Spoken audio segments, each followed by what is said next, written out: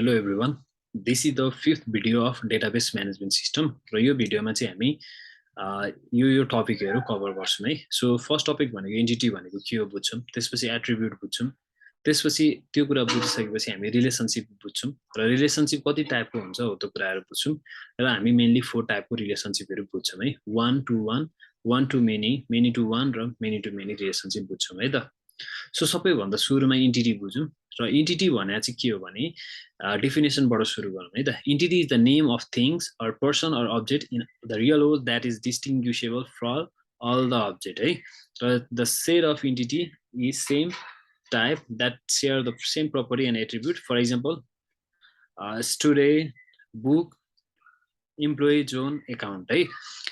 र अब यो त भयो डेफिनेसनको कुरा है. र सिम्पली तरिकाले बुझ्दाखेरि चाहिँ एन्टिटी भनेको इन डेटाबेसको टर्ममा बुझ्दाखेरि चाहिँ तपाईको के हो, जति पनि रिलेसनल डेटाबेस म्यानेजमेन्ट सिस्टममा तपाईले टेबलहरु बनाउनुहुन्छ र त्यसले चाहिँ के गरोस् भने रियल वर्ल्ड अब्जेक्टलाई चाहिँ डिस्टिंग्विश गरोस् है. ती सबै कुरालाई चाहिँ एन्टिटी भन्न सकिने भयो. र त्यसको एक्जाम्पल चाहिँ हामी for example student management system बनाइराछ भने स्टुडेन्ट भनेको चाहिँ तपाईको के भयो, एउटा एन्टिटी भयो. त्यस्तै टिचर बनाउन सक्नु भनेको त्यो पनि एन्टिटी भयो. जस्तै त्यसपछि कोर्स होला, त्यो कोर्स पनि एन्टिटी नै भयो.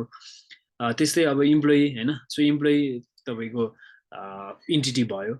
र सिम्पलेस्ट भाषामा बुझ्नु पर्दाखेरि चाहिँ एन्टिटी भनेको चाहिँ टेबल इन डाटाबेस रहेछ है त, रिलेसनल डेटाबेसमा. र एट्रिब्युटमा जाउँ अब है. र एट्रिब्युट भनेको चाहिँ के छ, सबैभन्दा फर्स्टमा हामी के बुझौँ भने लाइन बाइ लाइन बुझ्दै बुझाउँदै जान्छौँ है त. The properties that categorize an entity set are called attribute है.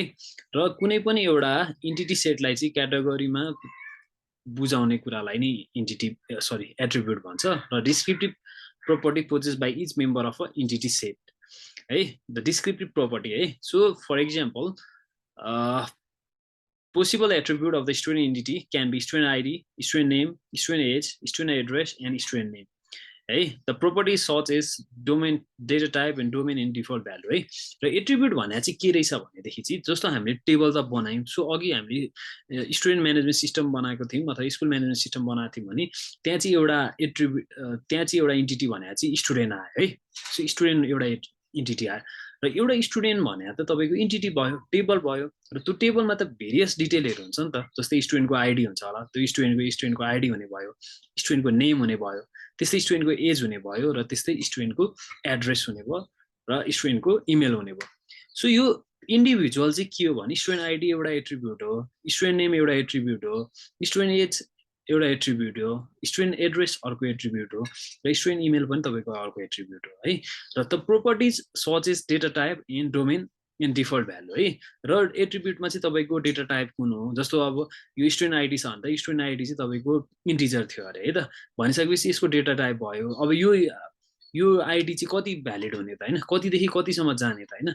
सो 4 क्यारेक्टरको हुने कि 8 क्यारेक्टरको राख्ने कि कति क्यारेक्टरको राख्ने भन्ने कुरा पनि हाम्रो केमा पर्ने रहेछ, एट्रिब्युटमा पर्ने रहेछ. र हामीले कुनै पनि भ्यालु हालेनौँ. सो डिफल्ट भ्यालु भनेको चाहिँ हामीले कुनै पनि भ्यालु चाहिँ डेटाबेसमा इन्टर गरेनौँ भने चाहिँ त्यो नहालेको डेटालाई चाहिँ कसरी डेटाबेसले चाहिँ लिन्छ हैन. सो कि नल लिन्छ कि एउटा डिफल्ट भ्यालु लिन्छ कि हो, त्यो कुराहरु चाहिँ हाम्रो डिफल्ट भ्यालुमा पर्छ. र यो कुराहरु पनि के गर्ने रहेछ भने एट्रिब्युट भित्र पर्ने रहेछ है त. नेक्स्ट भने रिलेसनशिप है त. र रिलेसनशिप भने चाहिँ association between entities called relationship. So अघि हामीले के पढ्यौँ भने एउटा डाटाबेसमा चाहिँ मल्टिपल एन्टिटी हुन सक्छ है त. जस्तो एउटा स्कुल म्यानेजमेन्ट सिस्टमैको कुरा गरौँ. स्कुल म्यानेजमेन्ट सिस्टम थियो भने चाहिँ त्यसमा चाहिँ तपाईको के होला, एउटा कोर्स एन्टिटी होला, अर्को स्टुडेन्ट एन्टिटी होला. र कोर्स एन्टिटी र स्टुडेन्ट एन्टिटीमा चाहिँ के हुन्छ भने देयर इज अ रिलेसनशिप हैन. किनभने एउटा स्टुडेन्टले मल्टिपल कोर्स पढ्न पाउने भयो र एउटा कोर्स चाहिँ तपाईको एकचोटीमा एउटा मात्रै स्टुडेन्टले पढ्न पाउने भयो, अथवा एउटा इन्स्टेन्स अफ स्टुडेन्टले पढ्न पाउने भयो. भनेको मतलब there is a one to many relationship है त. सो भनेको मतलब के हुने रहेछ भने एन्टिटीको एसोसिएसनलाई नै के भन्दो रहेछ, रिलेसनशिप भन्दो रहेछ है त.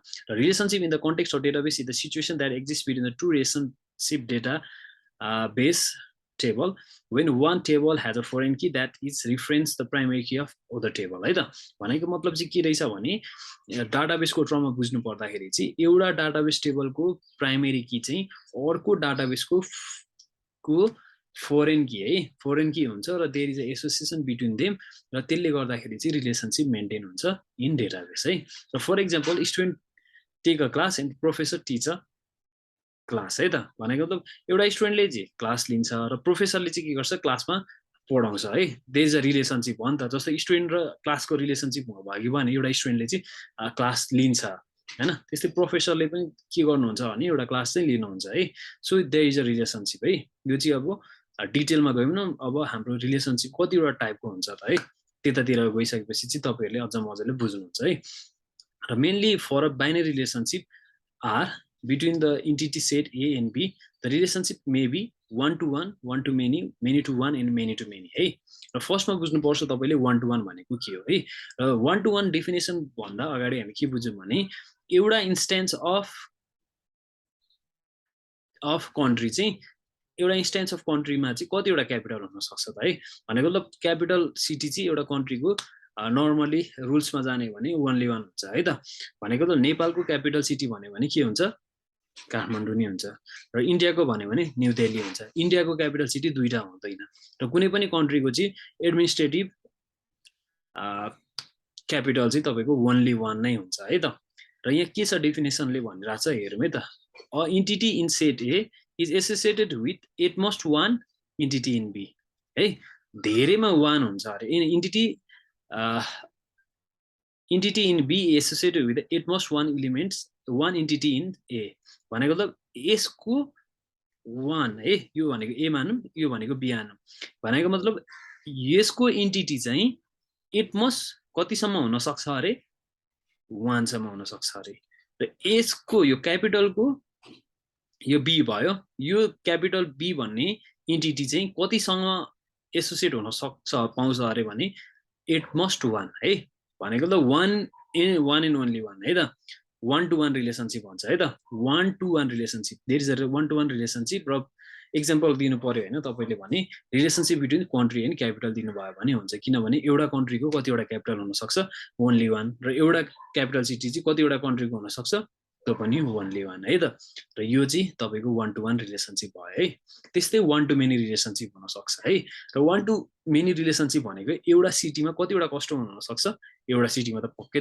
निकै धेरै कस्टमर होला कि one हुन सक्छ कि मल्टिपल हुन सक्छ है त्यस्तै एउटा कस्टमर चाहिँ कतिवटा सिटीमा पर्छ भन्दाखेरि चाहिँ ओन्ली वान सिटीमा पर्छ नि त so there is a one to many रिलेसनशिपको कुरा आइराछ र यसको डेफिनेसनमा जानुहुन्छ भने entity in A associated with any number types of B है भनेको त यो A भयो यो B भनेपछि यसको one entity चाहिँ यसको के हुन सक्ने रहेछ भने मल्टिपल एन्टिटी सँग चाहिँ रिलेसनशिप मेन्टेन गर्दो रहेछ त्यस्तै in entity in B है भनेको however can associated with at most one entity in A भनेको यसको एन्टिटी चाहिँ कतिवटा सँग रिलेसनशिप मेन्टेन गर्न पाउने रहेछ ओन्ली एट मोस्ट वान है भनेको उले चाहिँ के गर्न पाउने रहेछ भने एट मोस्ट वान सँग पाउने रहेछ है र रिलेसन एक्जाम्पलमा जानुहुन्छ भने रिलेसनशिप बिट्विन द सिटी र कस्टमर भनेको चाहिँ तपाईको के भयो भने one to many रिलेसनशिप एउटा सिटीमा मल्टिपल कस्टमर र एउटा कस्टमर चाहिँ कतिवटा सिटीमा हुन्छ एउटा मात्रै सिटीमा हुन्छ है त एकैचोटी दुईटा सिटीमा हुन सक्दैन एउटा कस्टमर अब मेनी टु वान रिलेसनशिप है र मेनी टु वान रिलेसनशिप र one to many relationship almost similar हो है यसमा के छ भने entity in A associated with at most one element in B and in entity in B however can associated with any number of entity in A है भनेको मतलब student चाहिँ एउटा स्टुडेन्ट चाहिँ कतिवटा कलेजमा हुन सक्छ एउटा स्टुडेन्ट चाहिँ ओन्ली वान कलेजमा हुन सक्छ तर एउटा कलेजमा चाहिँ कतिवटा स्टुडेन्ट हुन सक्छ मल्टिपल स्टुडेन्ट हुन सक्छ है भनेको एउटा स्टुडेन्ट चाहिँ कतिवटा कलेजमा जोइन हुन पाउने भयो एट वान टाइममा ओन्ली वान कलेज भने एउटा कलेजमा चाहिँ कतिवटा स्टुडेन्ट हुन सक्ने भयो मेनी स्टुडेन्ट भयो र एक्जाम्पलको लागि many student associated with one college and one college can have many student है त्यो भयो भने चाहिँ मेनी टु वान रिलेसनशिप भयो र लास्ट आउँछ मेनी टु मेनी रिलेसनशिप र यो रिलेसनशिप चाहिँ के हो भने एउटा instance entity of A associated with any number entity of B and entity in B is associated with any number of entity in B है सरी entity in A है भनेको मतलब यो A हो भने यो B अरे फर एक्जाम्पल भने यसको इन्टिटी चाहिँ B को इन्टिटीसँग चाहिँ एनी नम्बर अफ टाइम्स चाहिँ रिलेसनशिप अथवा एसोसिएट हुन पाउँछ त्यस्तै यसको यो B हो भने यसले चाहिँ A सँग चाहिँ के गर्न पाउने रहेछ भने can associated any number of entity in